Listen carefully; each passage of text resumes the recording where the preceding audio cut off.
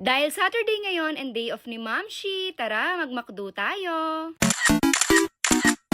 Kapag Saturday talaga, day off ni Mamshi, ibigay niya na sa akin to. Hindi ako obligadong gumising ng maaga at hindi rin ako obligadong magluto. At syempre, ang gusto ng mga kids, ang lunch nila, McDo. Gusto rin nilang tikman itong bago ng McDo, ito nga yung McFloat. New drink nila ito, tapos yung mga flavor ay grapes, cotton candy, and raspberry. At ito na nga, tinaste-test na nga ni Kuya Bri at nagustuhan naman niya yung grape. Ang sabi niya nga, lasa lang din daw Coke na may konting grape. All goods naman kay Kuya Bri at ito na nga, kakain na ang family. Tara, pagsalusaluhan na natin yung lunch namin. Ang meal ko nga ay chicken fillet, ganun din si Ate Bri. Si Kuya Bri naman ay chicken sandwich and chicken fillet. At si Baby Caleb naman, fries and susubuan ko lang siya. Sabi ko nga kay Ate Bri, mag-hi naman siya pero ayaw niya, kaya yan, konting smile na lang. At ito na nga, test na ni Ate Bri yung cotton candy flavor na McFloat. At ang sabi niya, lasang Coke lang din. Pero itong si Baby Caleb, nagustuhan yung raspberry. Tinikman ko nga din lahat at itong raspberry lang, yung lasang flavor niya talaga. At ayan nga, nanghihingi si Ate Bri kay Baby Caleb pero ayaw niya, hindi niya talaga binigyan. Pero kay Kuya Bri, siya pa mismo talaga ang nagpainom. Love niya talaga si Kuya Bri. At ayan lamang po ang aming lunch ngayong Saturday. Thank you sa panonood. Bye-bye!